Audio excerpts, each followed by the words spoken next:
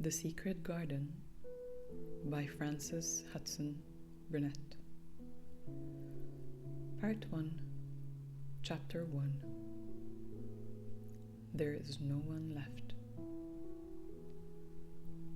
When Mary Lennox was sent to Misselthwaite Manor to live with her uncle, everybody said she was the most disagreeable-looking child ever seen. It was true, too. She had a little thin face and a little thin body, thin light hair, and a sour expression. Her hair was yellow and her face was yellow because she had been born in India and had always been ill in one way or another. Her father had held a position under the English government and had always been busy and ill himself. And her mother had been a great beauty who cared only to go to parties and amuse herself with gay people.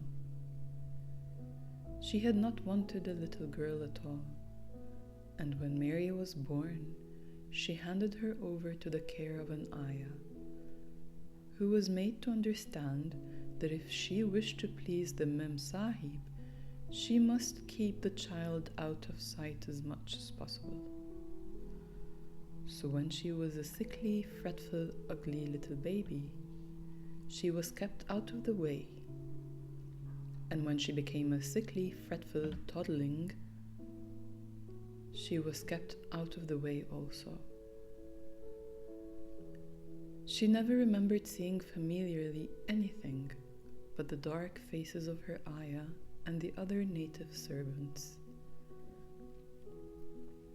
And as they always obeyed her and gave her her own way in everything because of the Mem Sahib would be angry if she was disturbed by her crying. By the time she was 6 years old, she was a tyrannical and selfish little pig as ever lived.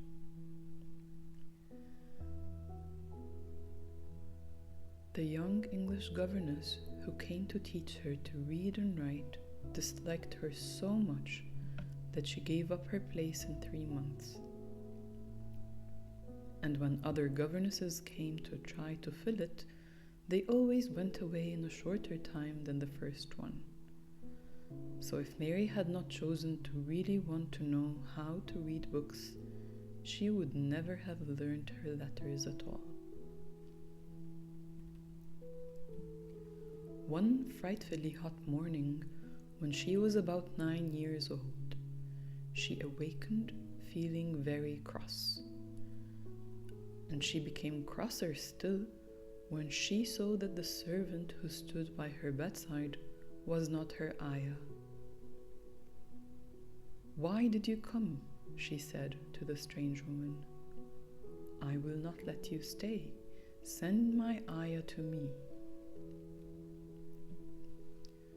The woman looked frightened, but she only stammered that the ayah could not come, and when Mary threw herself in passion and beat and kicked her, she looked only more frightened and repeated that it was not possible for the ayah to come to Mem Sahib. There was something mysterious in the air that morning.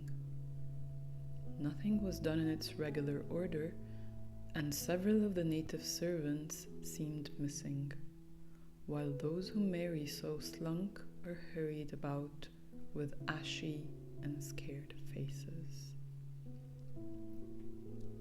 But no one would tell her anything, and her ayah did not come.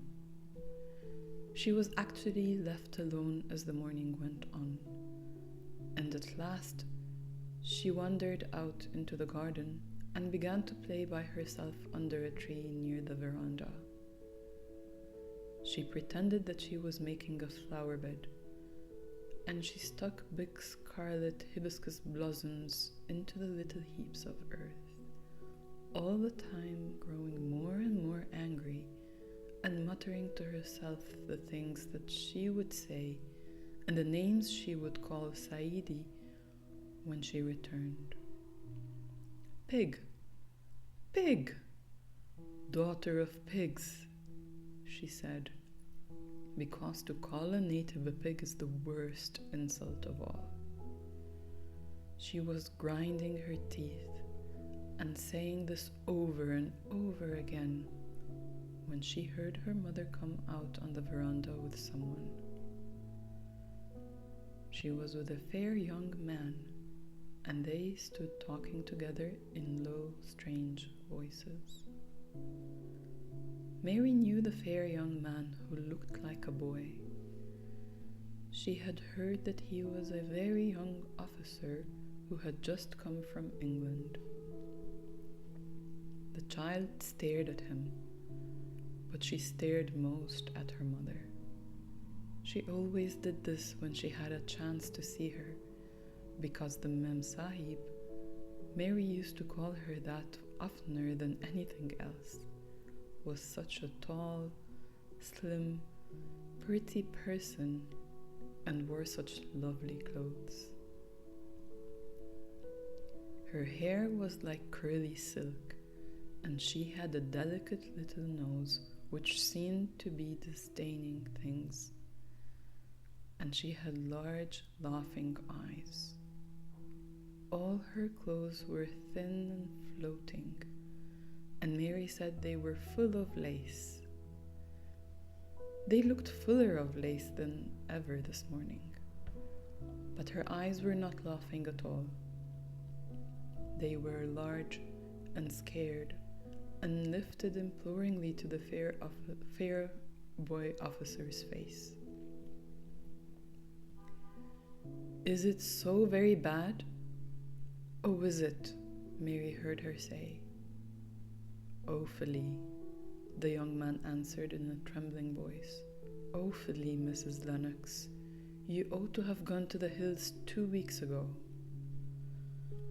The Mem Sahib wrung her hands. "Oh, I know I ought," she cried. "I only stayed to go to that silly dinner party. What a fool I was." At that very moment, such a loud sound of wailing broke out from the servants' quarters that she clutched the young man's arm, and Mary stood shivering from head to foot. The wailing grew wilder and wilder. "What is it? What is it?" Mrs. Lennox gasped. "Someone had died," answered the boy officer. "You did not say it had broken out among the servants." "I did not know," the Mem Sahib cried. Come with me, and she turned and ran into the house. After that, appalling things happened, and the mysteriousness of the morning was explained to Mary. The cholera had broken out in its most fatal form, and people were dying like flies. The ayah had been taken ill in the night, and it was because she had died that the servants had wailed in the huts. Before the next day, 3 other servants were dead, and others had run away in terror. There was panic on every side, and dying people in all the bungalows. During the confusion and bewilderment of the second day, Mary hid herself in the nursery and was forgotten by everyone. Nobody thought of her, nobody wanted her, and strange things happened of which she knew nothing. Mary alternately cried and slept through the hours. She only knew that people were ill, and that she heard mysterious and frightening sounds. Once she crept into the dining room and found it empty, though a partly finished meal was on the table, and the chairs and plates looked as if they had been hastily pushed back when the diners rose suddenly for some reason. The child ate some fruit and biscuits, and being thirsty, she drank a glass of wine which stood nearly filled. It was sweet, and she did not know how strong it was. Very soon it made her intensely drowsy, and she went back to her nursery and shut herself in again, frightened by cries she heard in the huts and by the hurrying sound of feet. The wine made her so sleepy that she could scarcely keep her eyes open, and she lay down on her bed and knew nothing more for a long time. Many things happened during the hours in which she slept so heavily, but she was not disturbed by the wails and the sound of things being carried in and out of the bungalow. When she awakened, she lay and stared at the wall.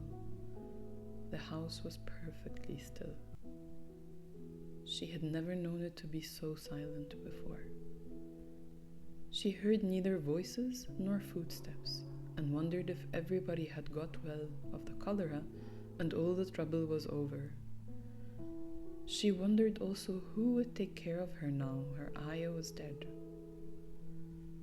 There would be a new ayah, and perhaps she would know some new stories. Mary had been rather tired of the old ones. She did not cry because her nurse had died. She was not an affectionate child, and had never cared much for anyone. The noise and hurrying about and wailing over the cholera had frightened her, and she had been angry because no one seemed to remember that she was alive. Everyone was too panic-stricken to think of a little girl no one was fond of. When people had the cholera, it seemed they remembered nothing but themselves. But if everyone had got well again, surely someone would remember and come to look for her. But no one came, and as she lay waiting, the house seemed to grow more and more silent. She heard something rustling on the matting. When she looked down, she saw a little snake gliding along and watching her with eyes like jewels. She was not frightened, because he was a harmless little thing who would not hurt her, and he seemed in a hurry to get out of the room. He slipped under the door as she watched him.